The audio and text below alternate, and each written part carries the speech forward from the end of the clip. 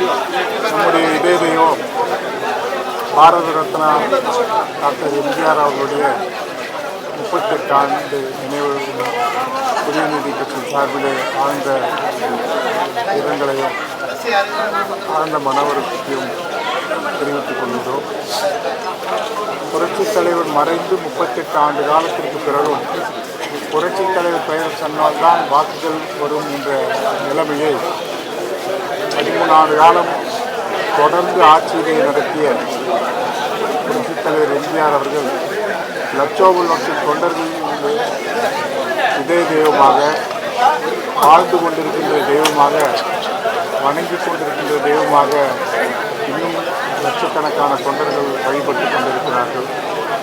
மண்ணுள்ளளவரும் தமிழ் உள்ளளவும் உலகம் உள்ளளவும் புரட்சித் தலைவர் எம்ஜிஆருடைய பெயர் பாரத ரத்னா புரட்சித் தலைவருடைய பெயர் என்றும் நிலைத்து நிற்கும். அவர்தான் தமிழகத்திலே சத்துணவு திட்டத்தை மீண்டும் கொண்டு வந்தார்கள். அவர்தான் தன்னிறைவு திட்டத்தை கிராமப்புறத்தில் வளர்ச்சிக்கு கொண்டு வந்தார்கள். அவர்தான் பல்வேறு மக்கள் நல பணி திட்டங்களை கொண்டு வந்து தமிழகத்தில் அறிமுகப்படுத்தியவர்.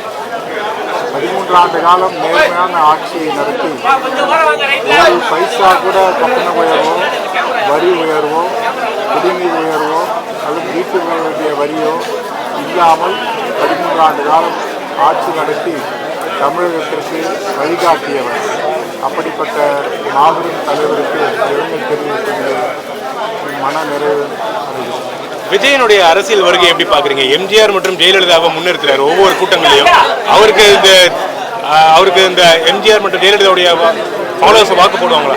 புரட்சித் தலைவர் எம்ஜிஆரை இணைத்தோ அல்லது அவருக்கு சமமான தலைவர்கள் இதுவரை பிறந்ததில்லை, இனிமேலும் பிறக்க முடியாது. அவர் ஒரு தெய்வீக பிறவி. அவர் வாழ்ந்து மறைந்தாலும் 100 ஆண்டு காலம் 1000 ஆண்டு காலம் அவரது பெயர் நிலைத்து நிற்கும். அவரது ஆட்சி என்பது வேறு, அவரது தோற்றம் என்பது வேறு. அவர் எப்படி இயேசுபிரான் மனிதனாக குழந்தையாக தோன்றி தெய்வமாக மாறினாரோ, புத்த பெருமான் எப்படி மனிதனாக தோன்றி கடவுளாக மாறினாரோ, புரட்சித் தலைவர் எம்ஜிஆரும் அப்படித்தான். அவரை ஒப்பிட்டு யாரும் சொல்ல முடியாது. இல்லை, நீங்கள் நீண்ட நாளாக அரசியலில் இருக்கிறீங்க. நான் என்ன கேட்குறேன்னா, எம்ஜிஆர் மற்றும் ஜெயலலிதாவுடைய ஆதரவாளர்கள் தாவேக்காக்கு ஓட்டு போடுவாங்களா? இந்த நாள் பார்த்துட்டு எப்படி அது சாத்தியம் நினைக்கிறீங்க? அதுக்கு வாய்ப்பு இல்லை. ஒன்று மட்டும் நிச்சயம், விஜய் அவர்களுடைய தாவேக்காவுடைய பயணம் தமிழக அரசிலே ஒரு சில மாற்றங்களை உண்டாக்கும் என்று சொன்னால், அவருக்கு குறைந்தது 20,000 25,000 வாக்குகள் பல தொகுதிகளில் இருக்கிறது. 30,000 35,000 வாக்குகள் பல தொகுதியிலே இருக்கிறது. ஒரு சில தொகுதியிலே நல்ல வேட்பாளர்கள் போட்டால் ஒரு சில தொகுதியிலேயே வெற்றி பெறுவதற்கு வாய்ப்பு இருக்கிறது. ஆனால் ஒரு மாற்றத்தை கொண்டு வருவாரே தவிர ஆட்சியை பிடிப்பது ஒரு கேள்விக்குறிதான். என்டிஏ கூட்டணியில் இருக்கீங்க. நேற்றைய தினம் கூட ஓ பன்னீர்செல்வம் எடப்பாடி பழனிசாமி தலைமை ஏற்றுக்க மாட்டேன்றாரு, டிடிவி தினகரனும் ஏற்றுக்க மாட்டேன்றாரு. இது போன்ற ஒரு பிரச்சனைகள் தொடர்ந்து என்டிஏல இருக்கு. எப்படி வலுவா இருக்குமா? எலெக்ஷனுக்குள்ள எப்படி தயாராக போறீங்க?